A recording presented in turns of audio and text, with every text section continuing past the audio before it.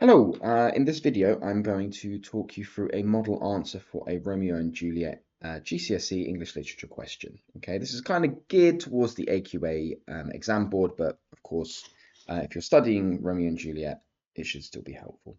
So here's the question. The extract comes from Act 3. Beginning with this extract, explore how Shakespeare presents Juliet's feelings. Now, it does say beginning. We don't have to start with that. And I've always taught my students to structure their essays beginning, middle, and end. Because this extract comes from the middle of the play from Act 3, we'll analyze it here. And what we're thinking about is the events that lead up to this extract and the events they set in motion. And we're always targeting it on the focus of the question, which is Juliet's feelings towards Romeo. Juliet's feelings towards Romeo. Um, just a few things that come into my head.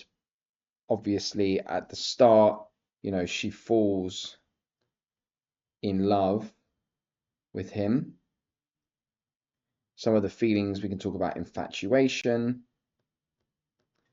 desire. We obviously know that she wants to wait till marriage, and she obviously pushes that towards him.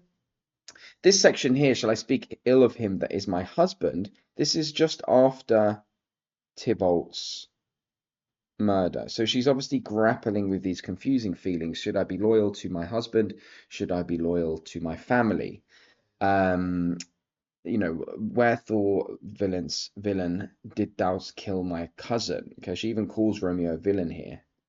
But later, as the extract continues, and you'll see this in my model, she obviously comes around to the fact that she needs to align with Romeo. So really here, in the middle, what we're looking at is her questioning her loyalties, but ultimately siding with Romeo. And that obviously sets in motion the conclusion of the play. She ends up dying with him, and so what we're looking at here in terms of feelings is the feeling, I guess, of commitment. So we always open with our introduction. Shakespeare presents Juliet's feelings towards Romeo as deeply emotional, conflicted, and ultimately transformative. From their first meeting, Juliet falls in love with Romeo instantly, and their relationship develops rapidly, defying the feud between their family. We're bringing in our ideas, aren't we? And our key kind of like perspectives, whilst also giving our examiner an understanding of the kind of textual context that drives all of this. Throughout the play, Shakespeare explores the tension, so we're getting a little bit into what we're going to write about, explores the tension between Juliet's love for Romeo and her loyalty to her family. Her feelings begin as innocent and idealistic, but evolved into mature and intense devotion. That's showing a real nice idea of this character arc. In the extract, as well as across the play, Shakespeare uses Juliet's changing emotions to highlight the intensity of young love. That's our message, our author's message, and the tragedy of choices made in a divided society, a reflection of societal divisions within Elizabethan England at the time the play was written. And that obviously gives us a little bit of a window into context. Okay. First paragraph. So we're in the early parts of the play. In the early parts of the play, because we, again, thinking about my little structure, beginning, Juliet's feelings towards Romeo are portrayed as passionate and immediate. When they first meet at the Capulet Ball in Act 1, Scene 5, they share a sonnet symbolizing a perfect union of mind. You've got a little bit there of that kind of structural analysis of the play, also showcasing our understanding of this subject as literature. Romeo calls Juliet a holy shrine, and Juliet plays along with the religious imagery, calling his lips two blushing pilgrims. This sacred language presents their connection as pure and spiritual, suggesting their love is destined and untainted. Juliet's willingness to continue the metaphor shows her instant affection for Romeo, even though she does not yet know who he is. When she finds out that he is a Montague, her reaction is full of inner conflict. My only love sprung from my only hate. I'm jumping around different sections of the opening of the play here. Shakespeare uses this oxymoron to express the painful tension between love and family loyalty, and Juliet's feelings are intense but conflicted, and Shakespeare begins to show how love for Juliet is both thrilling and dangerous. Despite this, she chooses to pursue the relationship in secret, feeling the strength of her attachment to Romeo. Okay, so we're focusing really on love and Juliet's feelings. In the extract, right, in the extract, we see Juliet struggling to come to terms with the actions of Romeo, because we're now moving into the middle. Okay? And this is where you're really going to use that extract to your advantage.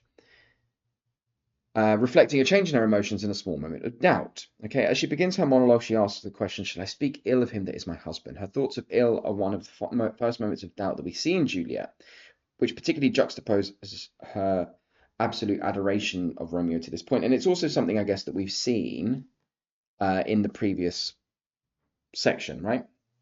Clearly, Shakespeare is exploring the way we as individuals hold allegiances to both our loved one and our families, and you're bringing in a little bit of that writer's intention there.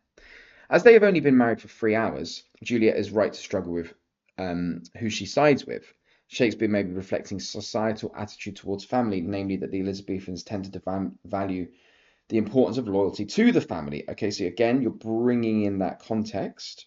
You're bringing in that contextual analysis. However, Juliet acknowledges that Romeo killed Tybalt, as the villain cousin would have killed my husband. Okay, the use of the adjective villain emphasizes Tybalt's evil and shows that Juliet appreciates why Romeo did what he did. Again, remember the question looks at Shakespeare's presents feelings towards Romeo.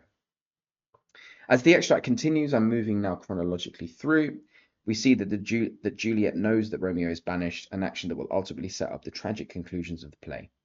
Juliet repeats the word banished to show the impact of such punishment, but ultimately she chooses to be with her husband as this is the choice that she has made. Now I want to move into a little bit of my kind of more grade 9 level analysis.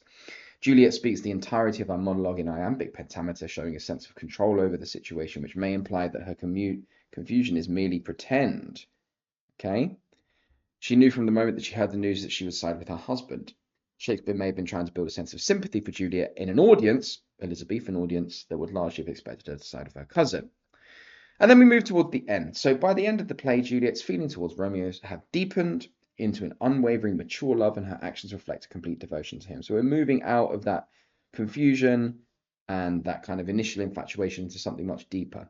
In Act 4, when she learns of the arranged marriage to Paris, she says, if all else fail, myself have power to die, revealing how hopeless life feels without Romeo. Shakespeare presents her as no longer the obedient daughter she once was. She deceives her parents and even drinks the friar's potion to avoid betraying her vows. Her love now inspires bravery and rebellion. In the final scene of the play, moving right into the end, when Juliet finds Romeo dead beside her, she does not hesitate to join him in death. And then we have those classic final words, "Oh, happy dagger, this is thy sheath, there rust, and let me die," show that she sees death as the only way to remain with Romeo. The metaphor of the dagger as a sheath suggests their eternal union, even in death, and Shakespeare uses this moment to emphasize Juliet's transformation. So again, always bringing that author back in. From a young girl amazed by love to a tragic heroine defined by her loyalty and passion. Feelings towards Romeo become the most powerful force in her life, overpowering all grief and reason and fear. There is a clear sense of rebellion here, actions that would have been controversial to an Elizabethan audience, but today appear as a clear example of female emancipation and autonomy, as Juliet takes her life into her own hands. Again, thinking about the play and the way it impacts through time. The eternal connection she then shares with Romeo is a reflection of a deeper and more spiritual love, one that transcends the human plane and exists above the earth. And that links, I guess, a little bit to that idea of them being star-crossed lovers. So there you go. That's a nice little model for that perfect little response. I hope you enjoyed.